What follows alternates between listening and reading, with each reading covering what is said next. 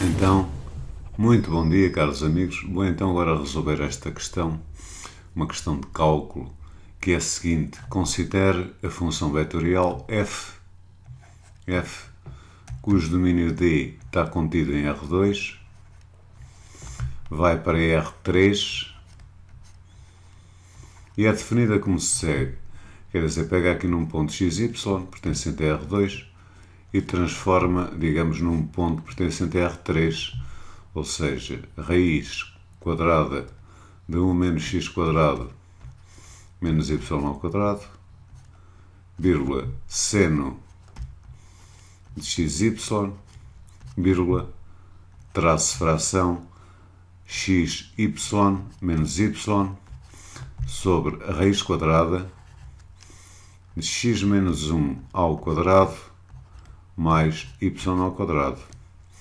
Quer dizer, eu tenho aqui uma função, esta função, que é uma função vetorial, que pega num ponto, digamos, de R2, manda-o, digamos assim, para R3, e o que isto quer dizer é que eu vou ter aqui uma função coordenada que eu posso designar por f1, não é? f1 de xy. Tenho aqui uma outra função coordenada que eu vou designar por f2 de xy.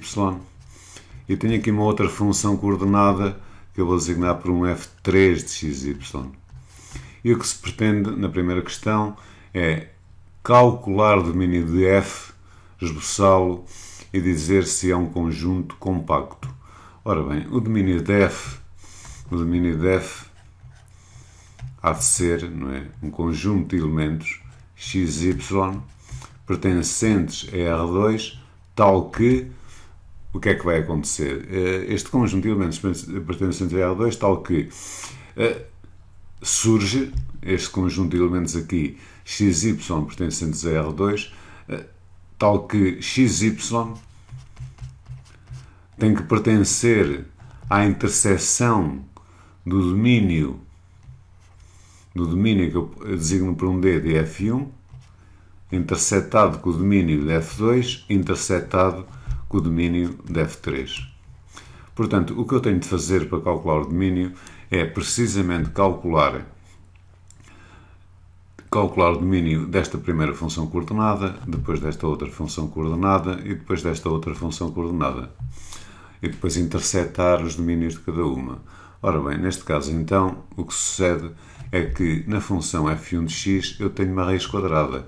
Eu vou colocar aqui f1, que é, portanto, o que eu estou a fazer relativamente à função f1.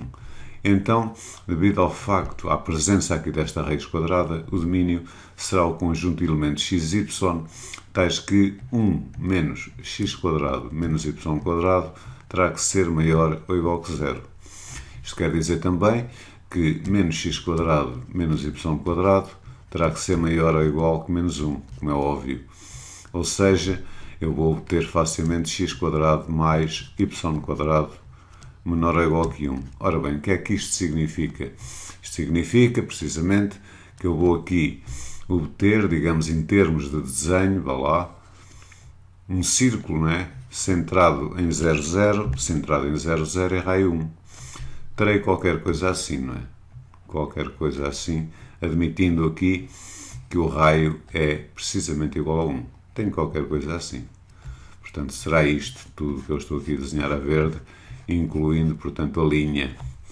Portanto, agora, quanto ao domínio da função f2, que eu coloco aqui, f2, é o seguinte: a função f2 é um seno de xy, seno de xy.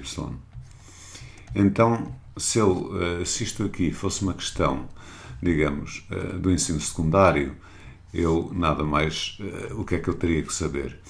Teria que saber como é que funciona o seno, e o seno é qualquer coisa, tem um gráfico mais ou menos assim. Eu digo mais ou menos porque a desenhar eu nunca desenho mesmo, não é? Há o chamado erro humano, eu estou para aqui só a fazer um esboço. Seria mais ou menos assim, não é? Mais ou menos também para este lado, sempre assim, mas de tal maneira, não é, que ele tem um máximo que é 1, não é? E tem um mínimo que é precisamente menos 1. Ora bem, quando temos esta questão aqui de ser seno de xy, eu não tenho, quer dizer, antes de tudo, o domínio de seno, se eu estiver no secundário, é R. Portanto, não há dúvida nenhuma, qualquer ponto aqui tem imagem. Ora bem, agora aqui, eu tenho aqui, digamos, um x vezes um y. Ora, x vezes y, dado que x e y pertencem a R, eu não tenho que impor condição nenhuma para que x, y pertença a R. Pertence sempre a R este x, y. Este produto pertence sempre a R. Portanto, neste caso, o domínio de xy, o domínio do seno, quero dizer, de xy, há de ser todo o R2, dado que x pode pertencer a R, y também pode pertencer a R, não há problema nenhum com isto, quer dizer, aqui o domínio de seno de xy é precisamente R2, neste caso. Ora bem, para a última questão, que é eu ter uma função coordenada f3,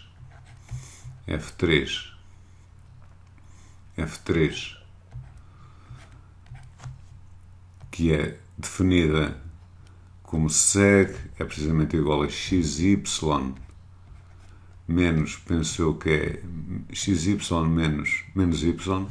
menos y sobre a raiz quadrada, não é? De x menos 1 ao quadrado mais y ao quadrado. Então, neste caso aqui, o que eu tenho de fazer para determinar o domínio, e dada a circunstância, não é, da raiz estar em denominador, isto obriga-me a que o denominador seja diferente de zero, e por outro lado, vai-me obrigar a que isto que está dentro seja sempre, quer dizer, maior ou igual que zero. Se tem que ser diferente e maior ou igual, a conjugação das duas condições dá-me precisamente isto, quer dizer, o domínio há de ser o conjunto dos elementos x e y, não é? Pertencentes a R2, tais que x menos 1 ao quadrado mais y ao quadrado terá que ser maior que zero sempre. Ora bem, na realidade, eu tenho aqui, digamos, a soma de dois números positivos, porque x menos 1 ao quadrado é positivo, y ao quadrado é positivo, exceto, e note-se quando aqui o x é igual a 1 e o y é igual a 0, porque se isto acontece, eu iria obter, digamos, aqui qualquer coisa que é falso, porque ficaria com 0, mais 0 que é 0, maior que 0 que é falso. Portanto, o domínio aqui, nesta função, será todo R2, não é? Todo R2, mas tirando o ponto, digamos, 0. E pronto, agora é fácil, não é? A conjugação dos três, dado que o primeiro me dá este círculo, o segundo me dá, quer dizer, o domínio da primeira função coordenada me dá este círculo, o domínio da segunda função coordenada me dá todo o R2, e, portanto, no domínio da função f3 me dá todo o R2 tirando o ponto 0, é fácil de ver que, digamos, um esboço gráfico para o domínio desta função será, portanto, o tal círculo, não é? O tal círculo que eu há bocadinho desenhei, da raio 1,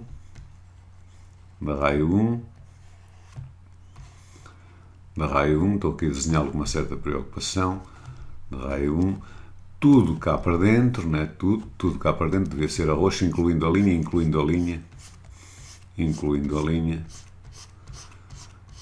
tirando, não é? Tirando o ponto 0, quer dizer, vou ficar aqui com um buraco que eu vou desenhar, o ponto 0 que esteja aqui, ficando aqui com um buraco.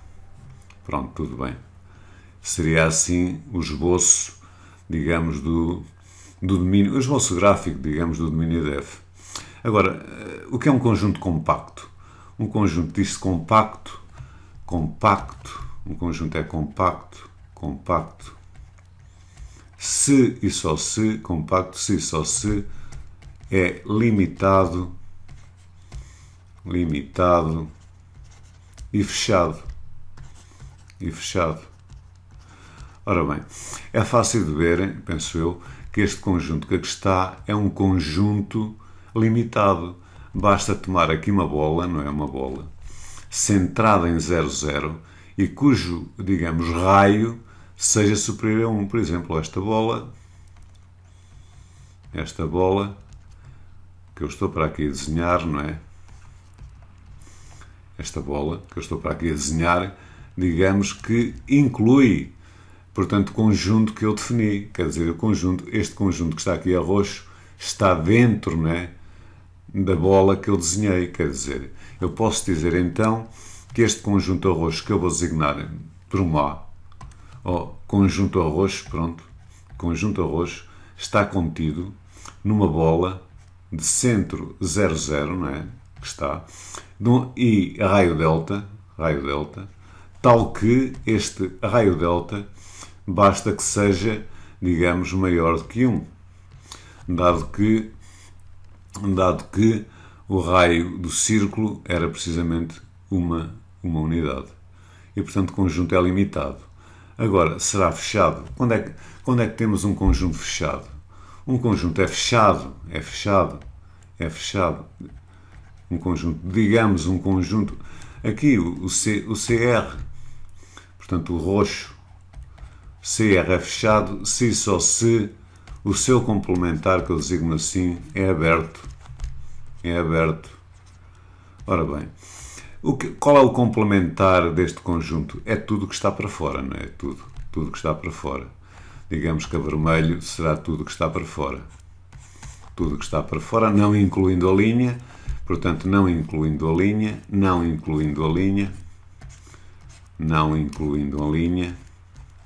Portanto, não incluindo a linha,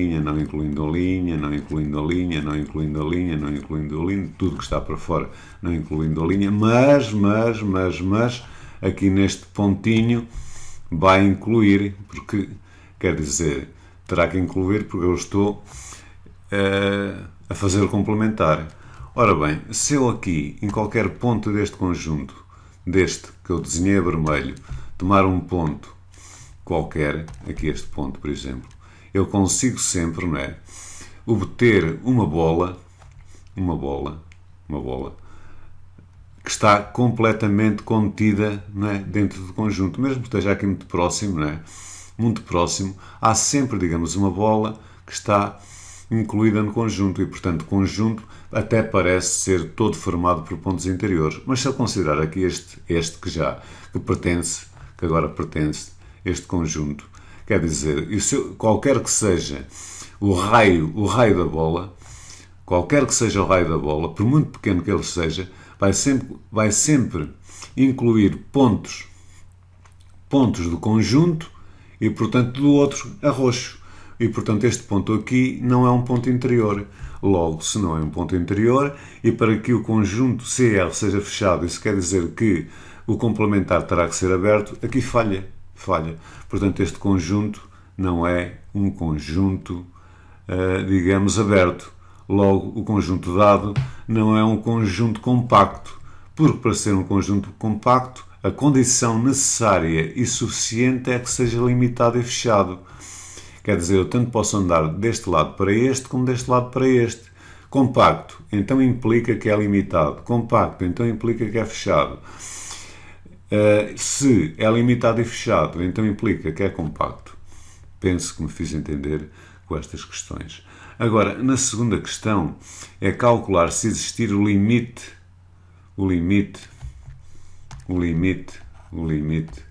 quando o xy, não é, tende para um zero, disto que eu vou escrever, que é da função que ali estava, não é? Da função que ali estava, que é xy menos y sobre raiz de x menos 1 ao quadrado mais y ao quadrado. Ora bem, quando x, y tende para um zero, é um facto que em numerador eu vou ter zero. Em denominador também vou ter zero. Tenho uma determinação tipo 0 sobre 0. Mas aqui há uma coisa, é preciso um indivíduo estar um pouco treinado nestas coisas e às vezes as coisas não surgem assim de momento.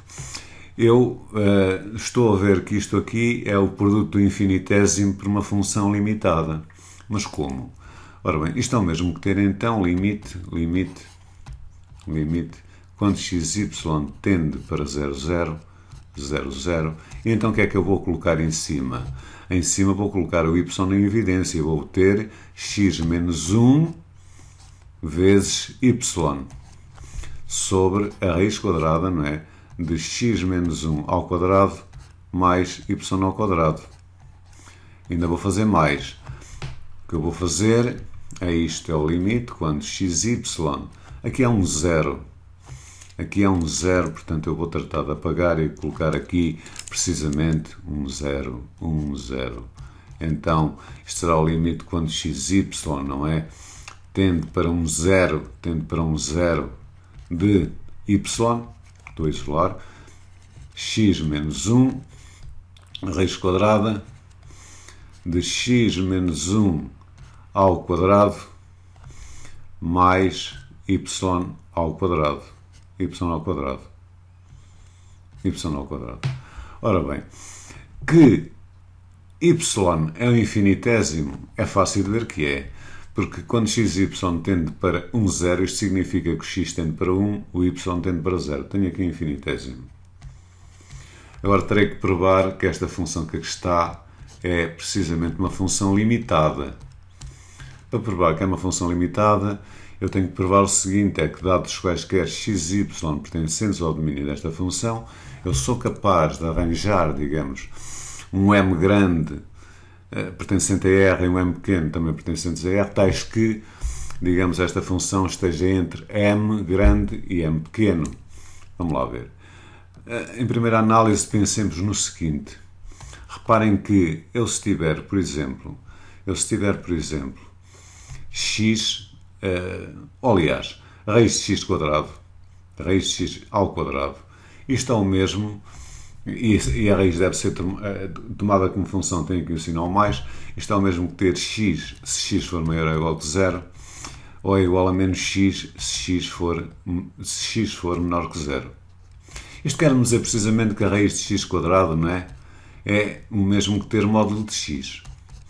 Então eu posso dizer o seguinte, é que ali o meu x menos 1, agora transpondo aqui para x menos 1, eu se tiver raiz de x menos 1, não é? Ao quadrado, isto é o mesmo que ter módulo de x menos 1, Ora bem, isto vai-me querer dizer que o meu x menos 1, apenas o x menos 1, apenas, há de estar compreendido entre o módulo de x menos 1 e há de estar compreendido entre menos o módulo de x menos 1. Penso que não é difícil notar isto, não é? O x menos 1 há de estar assim compreendido. Ou seja, o x menos 1 há de ser menor ou